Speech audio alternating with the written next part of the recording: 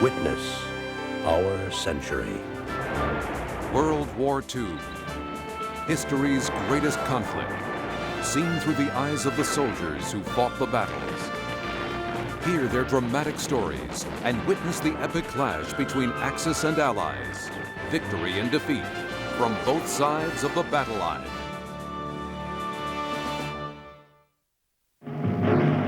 June 28, 1942. For a year, the German invader has been in Russia. But Operation Barbarossa, Hitler's war to exterminate what he calls the Slavic horde, has not gone according to plan. Both Moscow and Leningrad have withstood the German onslaught. Now, in the summer of 1942, Hitler takes personal command of the army, orders it to wheel south, drive for Stalingrad on the Volga. Assigned the capture of Stalingrad is the powerful German Sixth Army under General Friedrich von Paulus, its troops proud victors of the Blitzkrieg through Holland, Belgium, and France. One of the Sixth Army soldiers is Corporal Johann Jakubiak. I am an artillery observer attached to the 176th Infantry Divisions. We have been fighting in Ukraine and Russia for more than 1 year. Most of us did not expect the Russians to fight back so long. But now, with the roads and fields dry again, our army has opened a giant offensive against the enemy.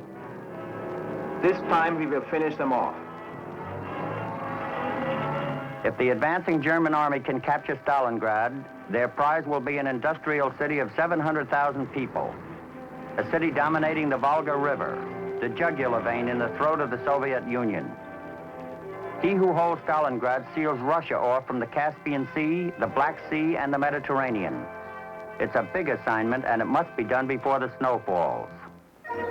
The significance of Stalingrad is appreciated by Stalin, too, and the crack 62nd Siberian Army under General Vasily Chuikov is ordered into battle. As Hitler's armies drive toward the Don River, their tactics are no secret to the Russians. A few days before the German offensive opened, the entire plan fell into Russian hands. Too late to make changes, the drive moves ahead as scheduled. And even though the Russians know the place, the time, and the objectives, the German army is too powerful to be stopped.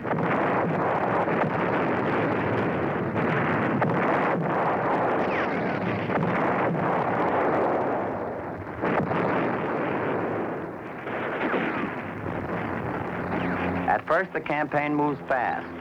The weather is warm and the German panzers move swiftly across the open Russian steppes. Rostov to the south falls on July 27th. The Sixth Army has reached the Don River, and this last natural obstacle barring the way to Stalingrad slows the Blitzkrieg. Stalingrad and the Volga are only 40 miles away, but stubborn Russian opposition becomes more tenacious with each mile.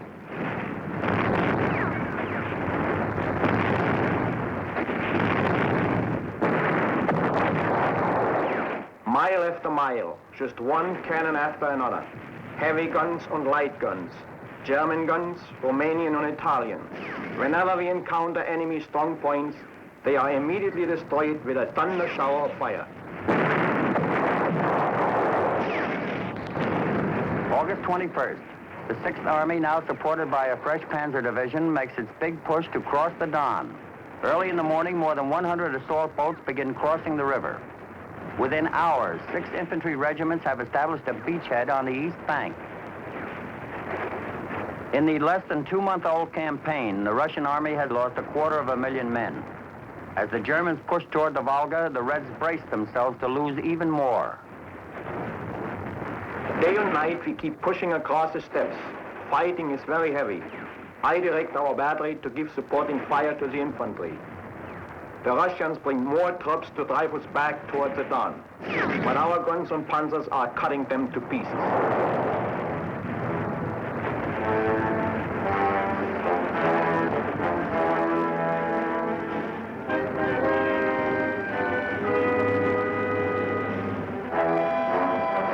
Into the 40-mile margin separating the Don from the Volga, the Russians have jammed every available fighting man.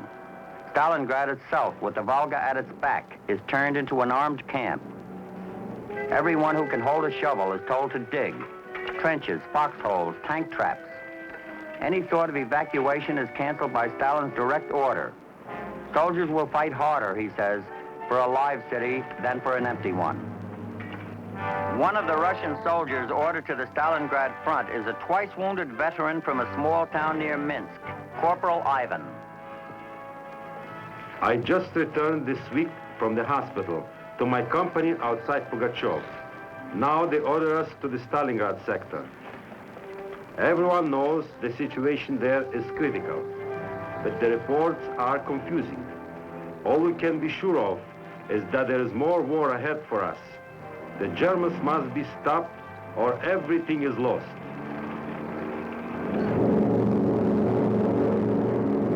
August 26th, the Luftwaffe launches the most devastating bombing attack of the campaign against Stalingrad.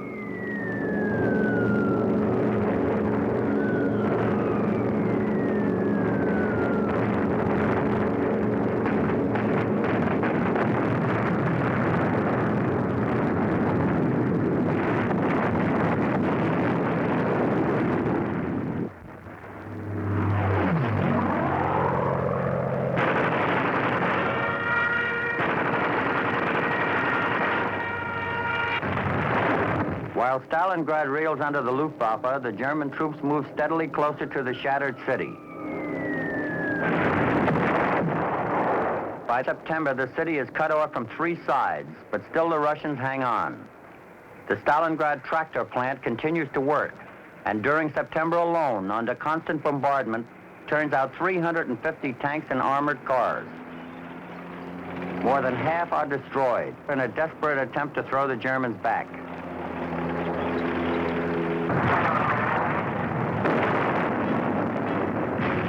Two months after the opening of the German offensive, the city limits are finally penetrated. During the first week of September, German troops break into the city in a dozen places. The rail line to Moscow is cut. Now Stalingrad's only supply route is from across the Volga, behind the city. By the middle of September, the Germans have taken the highest point in town. Ironically, it is a Russian cemetery known as the Mamai Kurgan. From this high point, artillery and Stukas can be zeroed in on the Russians.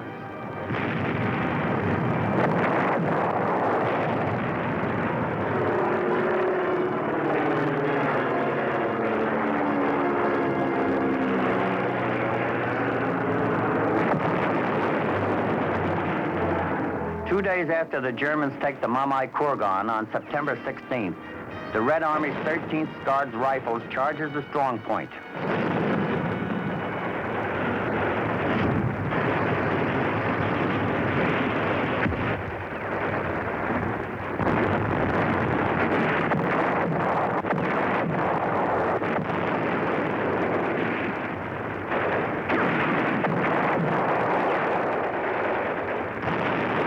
Seven 7,000 Russian soldiers die in the battle for the high ground.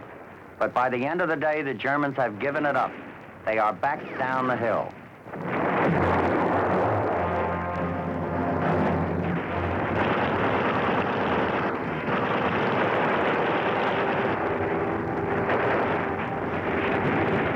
German soldiers begin calling the battle for Stalingrad a Rattenkrieg, a rat's war, as every pile of rubble becomes a point to take or defend. As the Rats' War continues in the streets, Hitler ignores reports that General Georgy Zhukov is massing an enormous force north of the city for a crushing counterattack.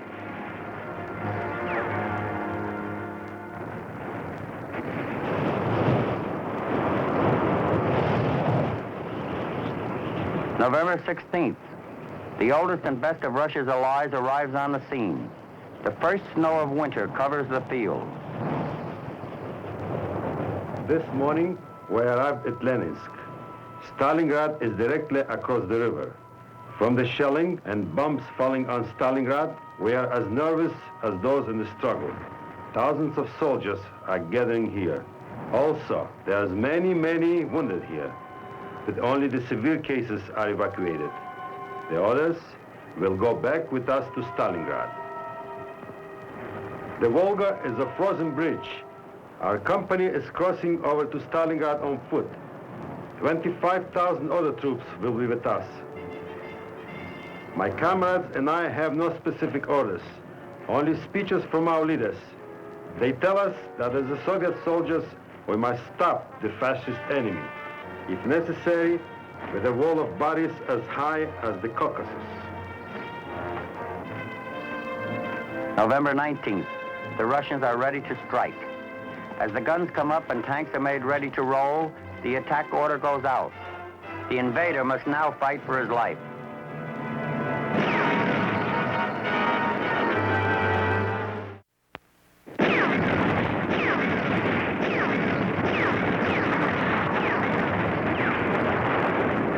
November 19th, 1942. Russian artillery opens a gigantic enveloping maneuver. One army north of the Germans, one to the south. 500,000 Russian soldiers, 1,500 tanks sweep in to crush the overextended German lines in a bear hug. From east of the frozen Volga, the Russians begin to move tanks, trucks, supplies, and men. From across the steppes sweeps a band of 50,000 saber-swinging Cossacks. Under the onslaught, the German line begins to bend. Then, through an area held by 2 Romanian divisions, the Russians make a breach.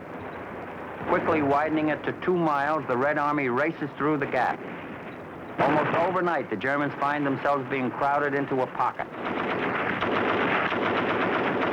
3 days after their big strike, Red Army troops swinging between the Volga and the Don link up with their comrades coming around the other side. At a point near the Don, 40 miles west of Stalingrad, the Russian pincers snap shut. Trapped inside, more than 225,000 men of the German 6th Army.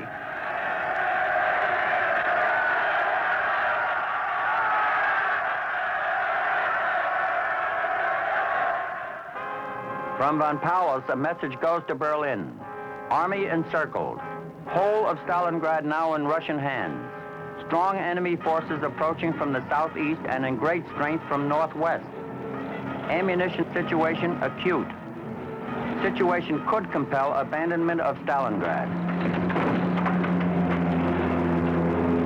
As the squeeze tightens, Von Paulus requests permission to attempt a breakout. Food, fuel, ammunition, all are in short supply.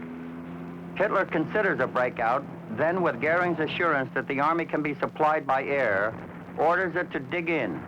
Stay and fight, he says. I am not leaving the Volga.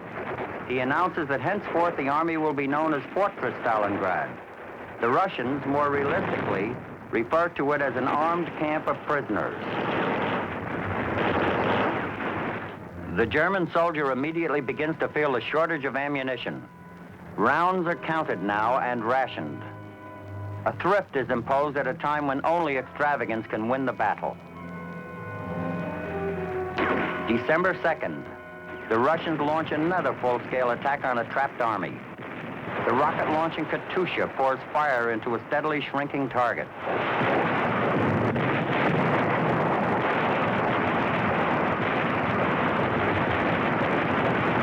For us, the situation is very critical.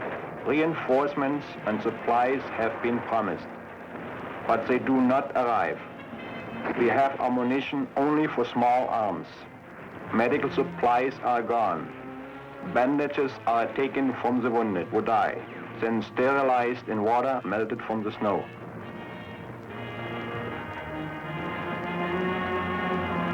So many Soviet soldiers have come to Stalingrad in the past 2 days that in our sector there are 2 and 3 men in every hole.